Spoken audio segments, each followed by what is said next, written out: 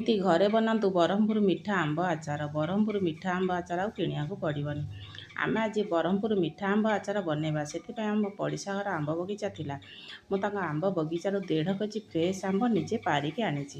ଏ ଆମ୍ବକୁ ଆମେ ଗୋଟେ ପାତ୍ରରେ ପାଣି ଦେଇକି ତାକୁ ପକାଇଦେବା। ତାକୁ ଭଲ ଭାବରେ ମକଚିଦେବା, ଯାହାଫଳରେ ଆମ୍ବରେ ଯେଉଁ ଡଷ୍ଟ ଥିବ ତାକୁ ସବୁଯାକ ବାହାରିଯିବ। ଆମ୍ବକୁ ଗୋଟେ ପାତ୍ରକୁ ଆମେ ଛାଣିଦେବା। ଗୋଟେ ସଫା କପଡ଼ା ନେଇ ଆସିବା। ଆମ୍ବକୁ ଧରି ଗୋଟି ଗୋଟିକି ଆମେ ପୋଛିଦେବା, ଯେମିତି ଆମ୍ବରେ ପାଣି ନ ରହିବ। ଏବେ ସବୁଯାକ ଆମ୍ବକୁ ମୁଁ ପୋଛି ଦେଇଛି। ଗୋଟେ ପନିକି ନେଇ ଆସିବା କାଟିବା ପାଇଁ। ଛୁରୀରେ ବି କାଟି ହେବ। ଛୁରୀରେ କାଟିଲେ ମୋତେ ଟିକେ ଅନକମ୍ଫର୍ଟେବୁଲ୍ ଲାଗେ, ସେଥିପାଇଁ ମୁଁ ପନିକି ନେଇଯାଇଛି।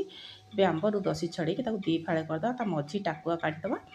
ଟାକୁଆ ତଳେ ଗୋଟେ ପ୍ଲାଷ୍ଟିକ୍ ଭଳିଆ ସରୁ ପତଳାଟେ ଥାଏ, ସେଇଟା କାଢ଼ିଦେବେ, ନହେଲେ ସେଇଟା ରହିଲେ କଷା ଲାଗିବ ଖଟା ଖାଇବାକୁ। ଏବେ ସବୁଯାକ ଆମ୍ବକୁ ମୁଁ କାଟି ଦେଇଛି। ତାକୁ ଗୋଟେ ପାତ୍ରରେ ଦେଇଦେବା। ଅଳ୍ପ ଟିକେ ଲୁଣ, ଅଳ୍ପ ଟିକେ ହଳଦୀ ପକାଇ ତାକୁ ଭଲ ଭାବରେ ଗୋଳେଇକି ଘୋଡ଼େଇକି ଗୋଟେ ରାତି ରଖିଦେବା। ଏବେ ଗୋଟେ ରାତି ହେଇଯାଇଛି। ଦେଖନ୍ତୁ ଆମ୍ବ ଧୋଇକି ଆମେ ପୋଛିଥିଲେ, ତାପରେ ବି ଏତକ ପାଣି ବାହାରିଛି। ଏବେ ଗୋଟେ ଛଣା ସାହାଯ୍ୟରେ ତାକୁ ଆମେ ଛାଣିଦେବା ଏବଂ ଫ୍ୟାନ୍ ତଳେ 1 ଘଣ୍ଟା ରଖିଦେବା, ଯାହାଫଳରେ ସବୁଯାକ ପାଣି ଆମର ନିଗିଡ଼ିଯିବ।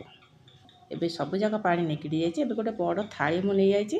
ତାପରେ ଆମ୍ବକୁ ଆମେ ଗୋଟି ଗୋଟି କରି ପାରିଦେବା। ଆମ୍ବ ଚୋପା ଯେମିତି ତଳକୁ ରହିବ। ଛାତ ଉପରେ ବି ଆପଣ ସପ ପକାଇ କପଡ଼ା ପକାଇ ଶୁଖେଇ ହେବ। ଯଦି ଖରା ନାହିଁ ତାହେଲେ ଘରେ ବି କପଡ଼ା ପକାଇ ତାପରେ ଗୋଟି ଗୋଟିକି ପାରି ଗୋଟେ ଦିନରେ ହେଇଯିବ। ଏବେ ଥାଳିକି ଗୋଟେ ଦିନ ମୁଁ ଖରାରେ ଦେଇଦେଇଛି। ଏବେ ଗୋଟେ ଦିନ ହେଇଯାଇଛି। ଦେଖନ୍ତୁ ଆମ୍ବ ଆମର 50% ଏବେ ଶୁଖିଯାଇଛି। ଏବେ ଆମେ ଆଚାର ବନେଇବା। ଆଚାର ବନେଇବା ପାଇଁ ମସଲାରେ ମୁଁ ନେଇଛି 4 ଚାମଚ ସୋରିଷ, 2 ଚାମଚ ଧନିଆ, 2 ଚାମଚ ପାନମଧୁରୀ, 2 ଚାମଚ ମେଥି, 1.5 ଚାମଚ କଳା ଜିରା, 1.5 ଚାମଚ ଜୁଆଣି, 200 ଗ୍ରାମର ସୋରିଷ ତେଲ, 300 ଗ୍ରାମର ଗୁଡ଼, 200 ଗ୍ରାମର ଚିନି, 5 ଚାମଚର କାଶ୍ମୀରୀ ରେଡ଼୍ ଚିଲି, 2.5 ଚାମଚ ରାଗ ଲଙ୍କା ଗୁଣ୍ଡ। ଏଇଟା ଦୋକାନ ଲଙ୍କା ଗୁଣ୍ଡ, ଘର ଲଙ୍କା ଗୁଣ୍ଡ ବି ଦେଇହେବ। ଏବେ ଗ୍ୟାସ୍ ଉପରେ ମୁଁ ଗୋଟେ ତାୱା ବସାଇ ଦେଇଛି। ତାୱା ତାତି ଯାଇଛି। ତାପରେ ଗୋଟେ ତେଜପତ୍ରକୁ ଭାଙ୍ଗିକି ଦେଇଦେବା। ଆଗ ଆମେ ଧନିଆକୁ ପକାଇ ଟିକେ ନୋଟ ପୋଟ କରି ଭାଜିବା। ଧନିଆ ଏବେ ଟିକେ ହେଇଯାଇଛି। ଏବେ ସବୁଯାକ ମସଲା ତାପରେ ଆମେ ପକାଇ ଦେଇକି ଭାଜିବା। ମସଲାକୁ ବେଶୀ ପୋଡ଼ିବାନି, ନହେଲେ ପିତା ହେଇଯିବ। ମସଲା ଏବେ ହେଇଯାଇଛି। ଗୋଟେ ପାତ୍ରକୁ ଢାଳିଦେବା, ଥଣ୍ଡା ହେବା ପାଇଁ ଛାଡ଼ିଦେବା। ମସଲା ଏବେ ଆମର ହେଇଯାଇଛି, ଥଣ୍ଡା ହେଇଯାଇଛି। ତାକୁ ଗୋଟେ ଗ୍ରାଇଣ୍ଡର କପ୍ରେ ଦେଇକି ଆମେ ଦରଦର ଚୁନା କରିକି ନେଇ ଆସିବା। ଦେଖନ୍ତୁ ଦରଦର ଚୁନା ହେଇଯାଇଛି ମସଲା ଏବେ ଆମର। ଗ୍ୟାସ୍ ଉପରେ ଆଉ ଗୋଟେ କଡ଼େଇ ଆମେ ବସାଇଦେବା। କଡ଼େଇ ଉପରେ ଆମେ 300 ଗ୍ରାମର ଗୁଡ଼ ଦେବା। ତାପରେ 200 ଗ୍ରାମର ଚିନି ଦେବା। ରାଗ, ଖଟା, ଲୁଣକୁ ବାଲାନ୍ସ କରିବା ପାଇଁ ମୁଁ ଚିନି ମିଶାଇକି ଦେଲି। ଗୁଡ଼ରେ ଟିକେ ନାକୁ ପାଣି ଥାଏ। ଗୁଡ଼ଟା ଟିକିଏ ଫୁଟିଲା ପରେ ଆମେ ଚିନି ପକାଇଦେବା। ସାଙ୍ଗେ ସାଙ୍ଗେ ତାକୁ ଓହ୍ଲାଇ ଦେବା, ନହେଲେ ଏଇଟା କାଠ ହେଇଯାଏ। ଏବେ କରେଇକି ମୁଁ ତଳକୁ ଓହ୍ଲାଇ ଦେଇଛି। ଏବେ ଗ୍ୟାସ୍ ଉପରେ ଗୋଟେ ବଡ଼ ଷ୍ଟିଲ୍ ପାତ୍ରରେ ମୁଁ ବସାଇ ଦେଇଛି। ତାକୁ କରେଇରେ ବି ସୋରିଷ ତେଲ ଗରମ କରି ହେଇଥାନ୍ତା, କରେଇରେ କଲେ ଲାଗିଯିବ ତେଲଟା, ସେଥିପାଇଁ ସିମ୍ କରିକି ଷ୍ଟିଲ୍ ପାତ୍ରଟା ବସାଇଦେଲି। ତାପରେ ସୋରିଷ ତେଲଟା ଦେଇଦେଲି। ଏବେ ନଖ ସମ ସୋରିଷ ତେଲ ହେଇଯାଇଛି, ତାକୁ ଆମେ ତଳକୁ ନେଇ ଆସିବା।